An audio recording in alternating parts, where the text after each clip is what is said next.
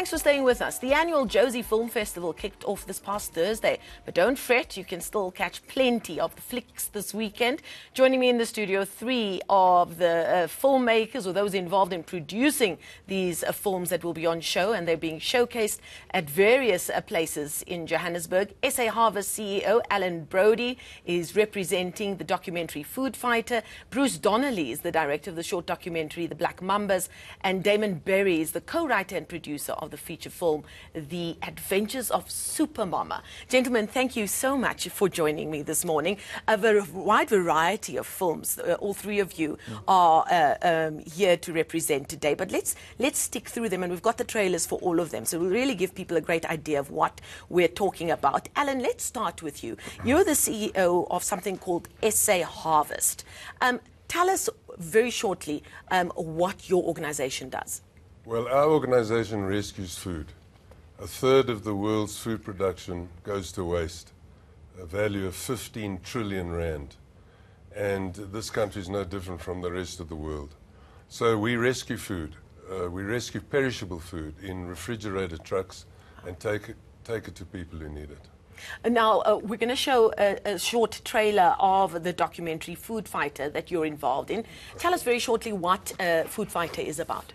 Well, Food Fighter is about Oz Harvest, our principal, and the CEO of Oz Harvest and founder, Ronnie Khan, who's an ex-South African, who started this organization in Australia and has really become a legendary figure in that community. So Food Fighter is about how she founded Oz Harvest and what she's been doing over the years. Now, the trailer is playing at this moment. Maybe we can just up the sound a little bit and just listen in just to a few short seconds of Food Fighter. It breaks my heart to do this. Marla, don't look too closely. It could be going to hungry people. I've done this because government hasn't. They have completely let the people of Australia down. Being a change maker involves ruffling many feathers. I'm filming. Everyone's concerned about the liability. There's going to be a little bit of carnage on the way. You are our partner and you're about to screw us. The government stuff really does frustrate. I was ambushed on national TV and I looked like an idiot. So that's Food Fighter, and there, front and center, that must be Ronnie Khan that you're speaking about. Correct. Quite dramatic as well. Why did the organization decide to make this documentary? Well, obviously as a promotional vehicle for the Harvest model, which we now do in South Africa, and also to show, I think she makes the point there, because we're no different either. It's often up to private enterprise to do these things. The government does not here, not in Australia, not anywhere, do anything formally to help in this terrible waste of food. So this movie, Film Fighter, is very much a statement to governments to say, look, this is what we're doing, come in, be our partner. Okay, now another documentary on show at the Jozi Festival is The Black Mambas. I was quite excited to see that this was actually been put together in a proper documentary form, Bruce, that you were the director of it. The Black Mambas really made international headlines. I think I remember reading about them in on the New York Times website the first time. A fascinating story. Tell us why you decided to make this film. Well, when I first heard about them, I thought this was just such a fantastic story. I've wanted to tell stories from South Africa and about South Africa and share them with the rest of the world, because I always thought there's so much content that is missing, I think, from what people see of South Africa. And so I wanted to show something that was inspiring and uplifting and really showed people that were making a positive difference, going out to communities and really trying to uplift. And the Mambas are just the perfect example of that. It's a group of women from the communities that surround the Kruger National Park on the western side primarily. And they've formed this anti-poaching unit and have been extremely successful. So they basically run sort of two sides. The one is sort of within the park itself. There are about 36 rangers, all women. And they monitor, they go along, the fence, look for tracks and snares, and at the same time, they run a program called Bush Babies. So they go to all the communities and schools, in and around that area where, a lot of the poachers come from, and a lot of the children sort of grow up not really having access to, to the land that is sort of their tribal land, so to speak. So it's about educating them. It's about sort of really giving them a sense of like environmental awareness. The 360 approach, as exactly. it were. Let's take a listen into this trailer very quickly. So why are we killing our rhinos? If the Mambas were to fail, I personally think it would hit us so hard. Not just the Mambas alone, but everybody, because, having these rhinos is part of our heritage. Every day we patrol this fence and we're doing our job because we want people to see us so that they can know that this reserve is Black Mambas. And if the poachers get inside the reserve, obviously they are going to get killed. Now that's a very dangerous job that they have. How difficult was it to make this film? Well, that last clip you saw, I was actually alone with them. I went twice, and the first time was with a big film crew, and the second time was just on my own, because I wanted to have better access to be with them and experience what it's like in the bush with them. So with those two Mambas in particular, we did the fence walk, which is a daily routine that they do, which is on, obviously, the inside of the park.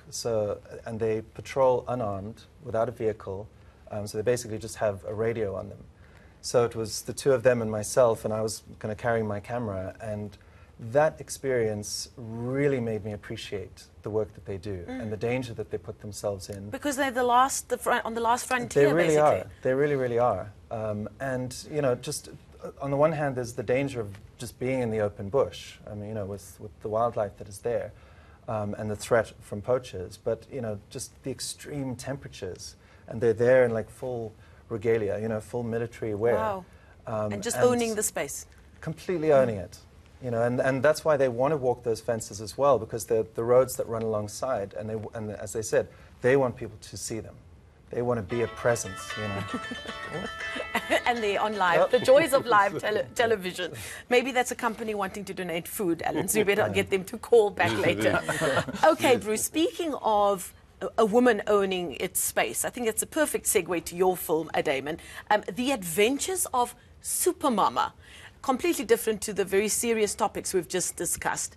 Supermama also has its roots in a serious topic, which is crime and what it's doing in our communities. Tell us what Supermama is about. So our film is an adventure comedy, so a very different thing to these gentlemen. But the story is told of Doris Ratabane, who's played by the wonderful and talented Nomsa Buthelezi. And it tells the story of Doris Ratabane, who's based in Alex and has a passion for fighting crime, as many people do. The problem with Doris is she doesn't know how to do it. And every time she tries to do a bit of crime fighting, it always ends up in a complete mess. And then one day her life changes when she meets a kung fu master called Mr. Hung. And, of course. As you do, right. You meet Kung Fu masters every day. And he trains her in the ancient art of Kung Fu. So Doris learns Kung Fu and with that gets inspired to sew up a homemade superhero costume, and she goes out to fight crime, causing untold chaos for the people around her. Now, when I read the brief for this movie, I just found myself smiling automatically, and I had to go and watch the trailer. So let's just listen into the trailer of The Adventures of Supermama. What does that mean? Yeah, super lady! Vigilante, you hear it? I'm here to fight crime.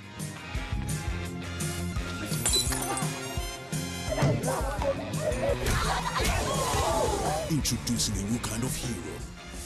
Now this movie... Introducing a new kind of hero. well, speaking of heroes, you were the producer, but you stole a little cameo there in the movie, didn't you? Yes, yeah, I wasn't supposed to be in there, but I had to jump in. Budgetary issues and all of that. I had to jump in, yes. Now, I watched that trailer and I thought, there's so many influences on this movie. There's a little bit of slapstick, a little bit of spaghetti western, a little bit of kung fu, old school kung fu movies. What was the aim when you sat down in terms of what you wanted the form and the style of the movie to be? You know what, the thing about the movie is we wanted it to be funny and we wanted it to be accessible because I believe you can change people's perceptions when you do a comedy because it's not confrontational and we're having a good laugh about it. And also South Africans have a really great sense of humor. We really do. It's the one thing that holds our country together, right? Without that sense of humor, we'd all fall apart. So for us, it was about addressing serious issues, but in a funny way, because our movie does have a heart, it does have something to say.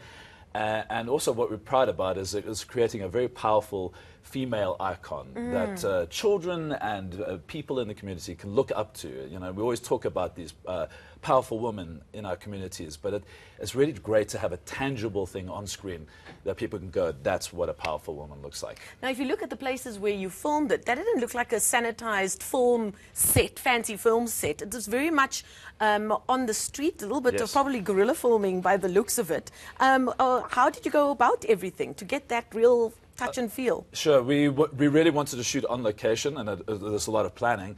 And what's exciting about the film is that we actually shot a large portion of the film in Alex, which brings us back to the Jozi Film Festival, because we are now going to be screening the film at the Olive Tree Theatre in Alex.